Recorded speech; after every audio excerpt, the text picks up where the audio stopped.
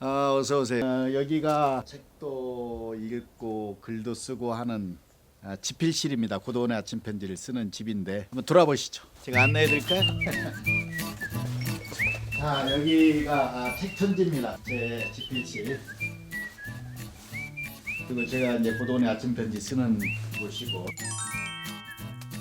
제가 사색도 하고 책도 읽고 하는 곳입니다. 유튜브를 시작을 하면서 무엇을 할까 하다가 첫 번째 저에게 참 의미 있는 책이 이 네 권입니다. 네 권. 하나는 함석헌 선생님의 뜻으로 본 한국 역사이고요. 이것은 아놀드 토인비가 쓴 역사의 연구입니다. 예전에는 역사의 한연구 이렇게 되어 있습니다. 상중하로. 제가 중학교 2학년 때 저희 아버님이 시골교회 목사이셨는데 이 네 권의 책을 주시면서 밑줄 긋고 독서 카드 쓰는 법을 가르쳐 주신 책입니다. 그때는 무슨 뜻인지 전혀 모르고 여기에 이제 엉터리로 그어놓은 밑줄이 많습니다. 이것이 나중에 저에게는 큰 재산이 됐습니다. 아버님이 물려주신 재산이라고 할 수 있습니다.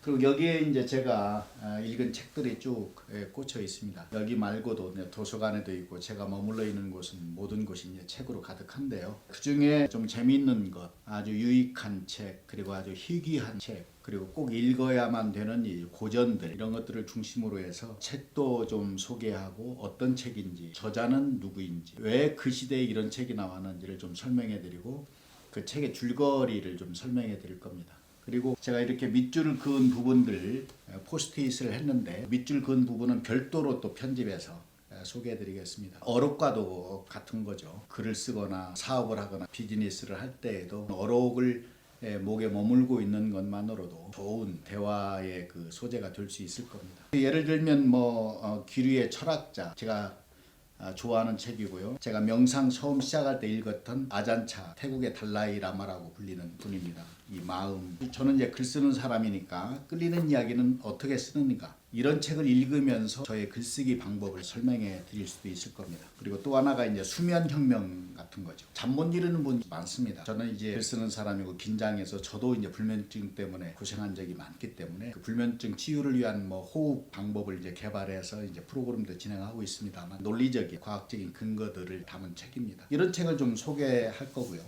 지금 어린 왕자 책만 해도 여러 형태의 책을 모았는데 이렇게 책을 모으는 것도 재미있습니다. 같은 책이지만 다른 형태로 편집된 책들 모아놓으면 그것도 재미가 있습니다. 번역도 조금씩 다르고요.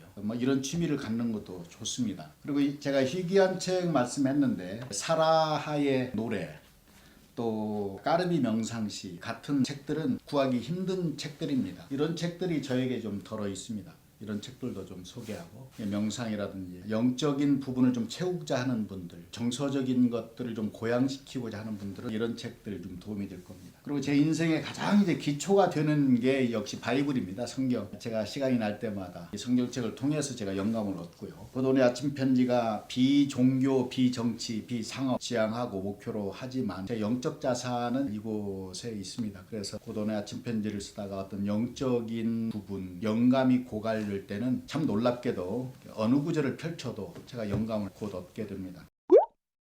또 하나의 저의 재산은 역시 노트입니다. 노트. 저는 기자 생활을 오래 했으니까 기자 시절에 했던 노트는 수없이 많고요.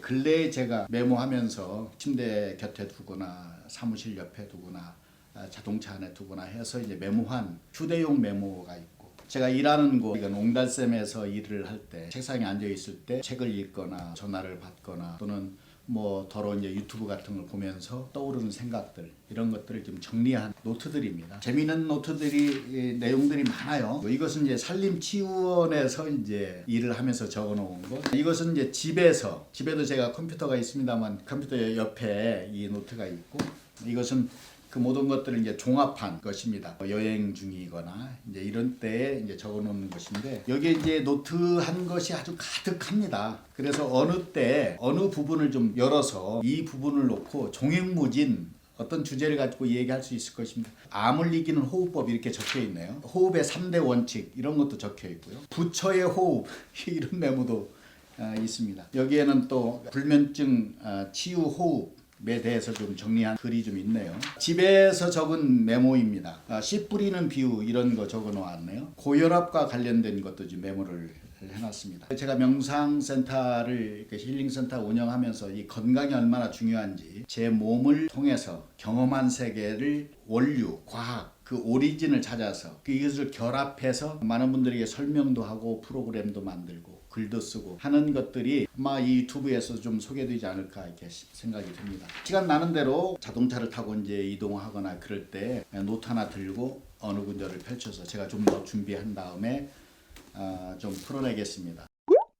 제가 이따금 시간이 날 때는 이제 붓글씨로 저도 이제 명상을 하고 이제 조용한 시간을 갖습니다. 여기에서 제가 봄, 여름, 가을, 겨울 사시사철을 넘깁니다. 꽃 피고 푸르르고 단풍이 지고 겨울이 되면 눈이 내리고 이런 풍경을 바라보면서 고도리 아침 편지도 쓰고 있고 또 유튜브도 잘 준비하려고 합니다. 구독, 좋아요 눌러주시고 보실 때마다 댓글도 남겨주시면 제가 그걸 참고해서 다음 편을 잘 준비하도록 하겠습니다. 오늘도 많이 웃으세요. 사랑합니다. 감사합니다.